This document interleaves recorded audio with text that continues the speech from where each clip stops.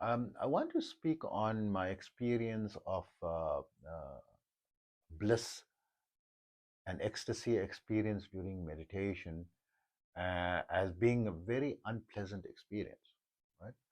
So let me do the introduction. I'm Osman, and if you like the the perspectives that I give in my videos, please like and subscribe so that more people will have the opportunity to be also it will help my channel to get a greater reach and reach more people. And I'm an energy healer on a master level with telepathic capabilities, um, specializing in critical care recovery and terminal illnesses, and a host of other serious physiological, psychological, and even spiritual ailments, especially treating the adverse effects of involuntary Kundalini awakening. I'm also an advanced level yoga and meditation teacher, having been practicing for almost 50 years and practicing for almost 50 years and teaching for 44 years. And in that period, I've studied under various masters and under different schools of thought and different aspects of yoga. And I weaned what I feel is positive and practical and brings about a concrete benefit, and created my own simplified protocols. And as a result, I've got students now in over 100 countries. And I've also created my own, various types of protocols, including a 5 minute yoga and meditation program, which you can download for free by visiting my website, yogawellness786.com, and where you can also get further information on my services. And also remember that my therapies are all natural based and not a replacement for medical treatment. The experiences that one gets in the advanced level of meditation, when the bliss and the ecstasy starts, overpowering your body, this is very intense, right? And it's very, very, very uncomfortable. So let me explain it in another way. Imagine you're sitting, like when someone is massaging you, it's such an amazing feeling, right? It's pleasant. And when someone caresses you and they use a feather to caress your back or caress your face or something like that, or your earlobes, oh, this feels amazing. In depends how it's done and so forth, right? And but when someone starts to tickle you, right, and you are laughing and this thing in a sensitive spot, like under your arms or something, they're tickling you, when you were a child, and you are so ticklish and you can't handle it, they're tickling you so much, it becomes unbearable and you scream, stop, stop, stop. This is the unbearable part. When it's starting to get very unbearable, is how the ecstasy starts, growing inside you. And whenever I'm meditating and this thing starts overpowering, and this is happening for a long time, right, for decades, and I stop at that point because it becomes very uncomfortable, and what I found is sometimes it goes and explodes. That's how the Samadhi experience happens.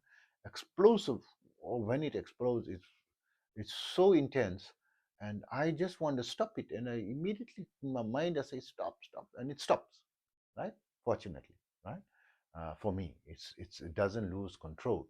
So be wary of really searching for these ecstasies and so forth, and there must be some measure of control as well. And when it becomes overwhelming and so forth, you can stop it, right?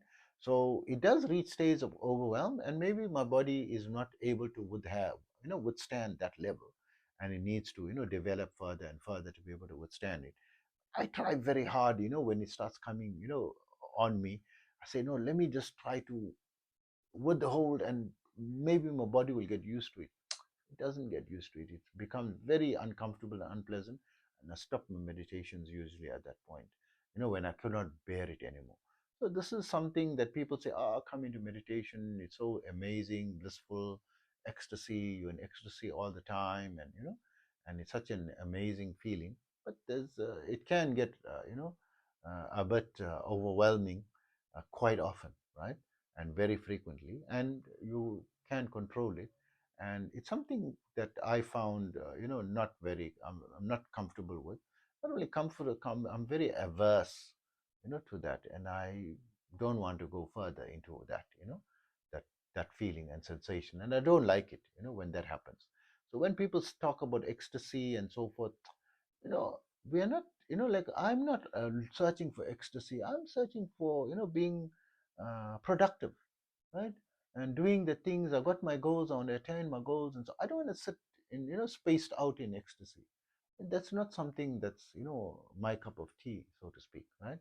So think about this, before a lot of people wants to give up their life and, searching for, and it takes many years before you feel the ecstasy. It can take decades, right?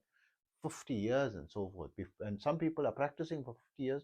They're not going to that levels of ecstasy. They're not experiencing that explosive samadhi that floor them and, go unconscious and so forth. All these things were not, positive experiences. They were, negative experience in the way in which I described it. So I hope that information helps you, and, don't focus on something too fine. If it happens, it happens. It doesn't happen, and, focus on applying these things not for some future dated long term thing, and be careful of what you're wishing for. It may be something you cannot handle, and focus more on, on the things you need, your tasks at hand as well, what you need to do. You need to support yourself at the very minimum, right? And hope that information and perspective helps you. Take care of yourself.